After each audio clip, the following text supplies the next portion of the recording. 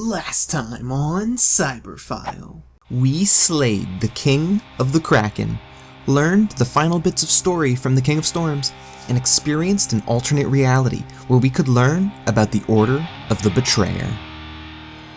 Hello and welcome back to another and the final episode of From the Depths, Salt and Sanctuary, lore-enhanced playthrough by me, Cyberphile. We are coming right up on the end of the game. We are at the Still Palace, and just down here we'll be facing off against the Nameless God of the island. Now take special note of his equipment when we fight him, and you'll be able to see the candles that he affixes to his body in the hopes of having that candlelit soul we spoke of before. So, here we go. Let's do it. Kinda hate how you have to take fall damage here. I love this tune too, this music theme. Hopefully we don't die. I always feel like it's super anticlimactic to die against the final boss in any game. Yep, got a little greedy there. Let's be careful. This is one of his most devastating attacks, and if you don't get away from it, you're in a world of hurt. He's definitely a boss that you have to counterattack, because trying to attack him too much will definitely get you hurt. Best tactic against him is to utilize the wall jump whenever he uses that deadly attack.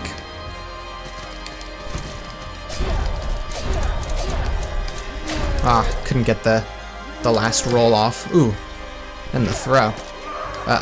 This might be it, guys. Oof, yes, indeed it was.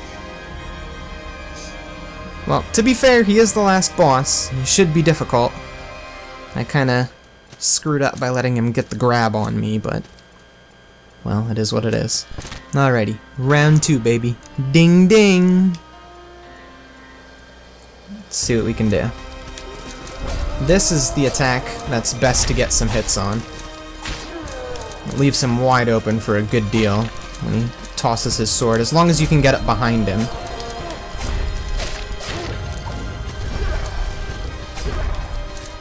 Come on, get out of there. You gotta be careful with his combo move that he does there sometimes, because he'll only follow it up if you're close enough.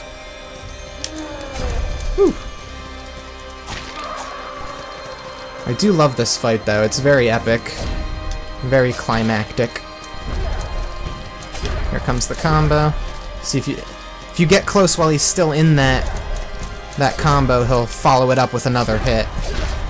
Up to 4, as you saw there. Perfect. Ooh, couldn't get the roll out of there. Gotta be careful, our golden wine has worn off. Let's drink the golden wine, and can we get our lily red? Yes, we can. No follow-up. He only did 3 of his 4 hits there that time. Come on. Do something other than that. You can't. Not really worth trying to attack him until he does a move that gives him an opening. Gives you an opening, rather. Oops, dodged the wrong way. Ooh, got the hit by the grab. I wonder if they fixed the bug. There was a bug where if he got you with the grab when he's next to the wall, you get stuck in the wall and then you're pretty much screwed. There we go. Is this it? Yes, it is. Nameless God is no more. We got a ton of salt and a ton of gold, and we can say, hey, we've beaten Salt and Sanctuary. But it's not over just yet. Now, if you've noticed in the backgrounds of many, many backgrounds, there's always been candles, almost like guiding you somewhere. And it guides you to this well. Now, we can jump down the well, that's the good ending, so to speak, and then there's also the bad ending, which only occurs if you've spoken to the Scarecrow every time. As you can see the Nameless God's helmet over here. And this, I think, is what binds Jarrett to the island. If you remove that helmet and put it on yourself, which you can do, you will gain dominion over the island, and Jarrett's soul will be left free, so he can choose to rule it as the next ruler of Salt and Sanctuary. What I'm going to do, though, is I'm going to take the good ending, so to speak, the salvation ending. So let's do it, and I'll talk a little bit more after our final bit of dialogue that we get.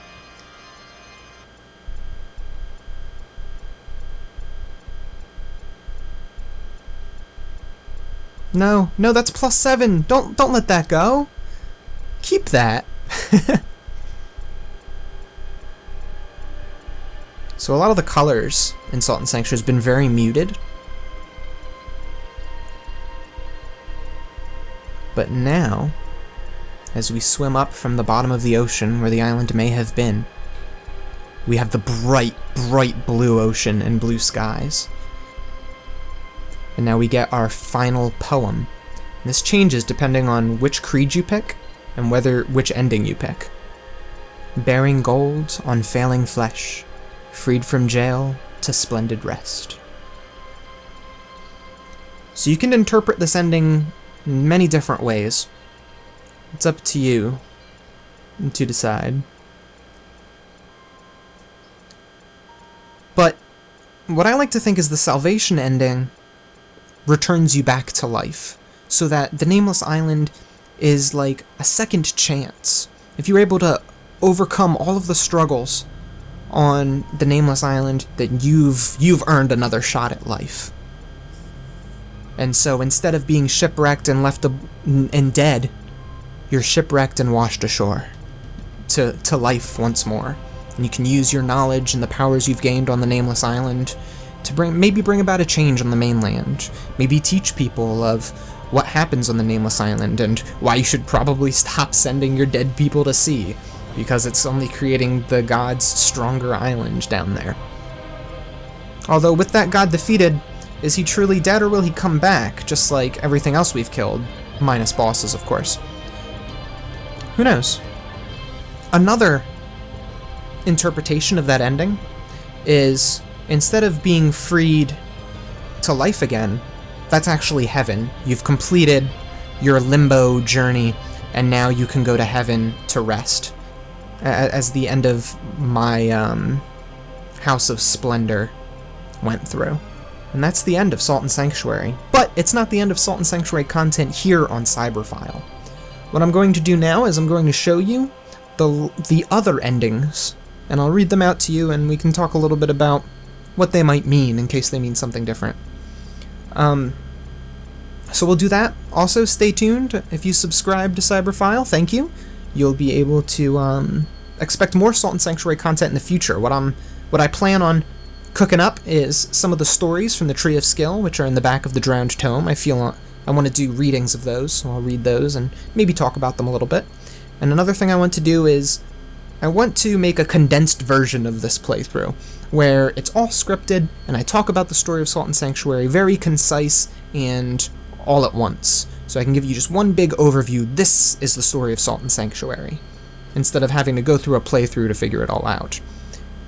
I also want to maybe do some theory crafting videos. I think that would be really cool, where I take some of the theories that I talked about a little bit and prove all the points all at once, rather than a little bit here and a little bit there that you learn as you go throughout this From the Depths playthrough. I hope you enjoy these other endings as we go through them. Alright, so here we go. I'm just going to go through them.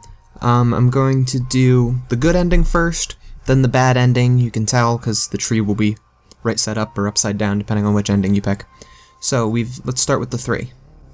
Born of salt, devoured by sea, from icy crypt, deliver me. I figured you might want to see the other ending, so I have a secondary character that I use when I just want to roam around the map in New Game but with all the bosses done. So, here you go.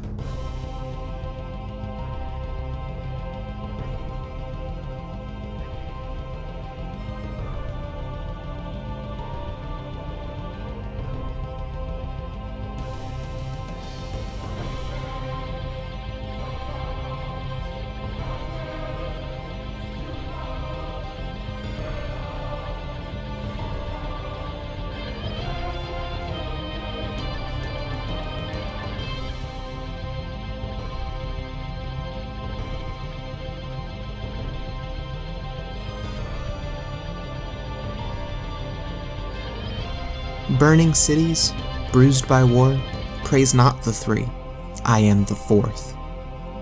Next we have Devara's Light, ageless solace, clasped by death, cursed no longer, gasping breath. This pantheon of timeless gods shall tremble at the spreading dark. The Iron Ones, will of man, steel and stone, rest from sea, for iron home. Superstitions, fleeting gods, crushed and hewn on bloodied rocks. Stone roots, strangled roots in blackest sea, shed chains of steel till vines grow free. Ocean black, invaders' blood, icy sea to wrathful mud. Next, I'm just gonna do the bad ending for House of Splendor since you've seen the good one. Love of gold, bitter heart, plunge this splendor into dark. Keepers of Fire and Sky, stifled flame in sea of ice, looking towards eternal sky. Power immense, searing cold, sky above and dark below. And finally, we have the Order of the Betrayer, viceroy of our god of blood, spreading strife in lands above. Heart of malice, sown in steel, meet the master's wicked will. This Saturday, June 3rd, starting at 3 p.m. EST, we're going to do the Let's Talk lore, where you can come by, watch me stream. I'll do a challenge run. Please leave in your comments below what challenge you want me to do.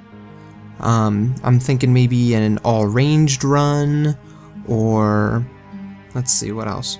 New Game Plus. I've never done a New Game Plus before, so maybe that would be a challenge. Or another thing I was thinking was a Soul Level 1 run. Let me know in the comments below, whichever the highest rated comment is.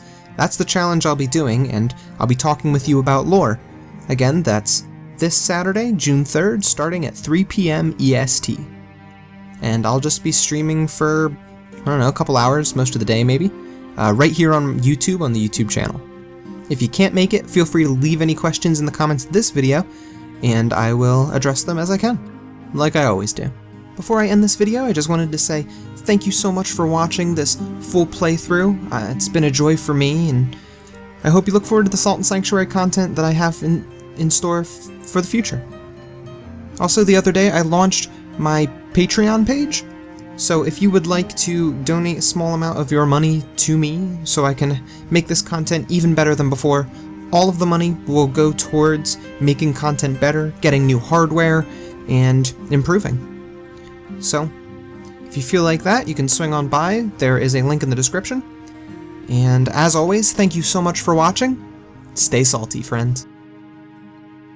Hey, thanks for watching. Don't forget to subscribe for more Cyberphile content. And if you like this video, show me with that little thumbs up button. If you liked this video, you might like one of my other videos. You can click right on the boxes to jump to them. Cyberphile, offline.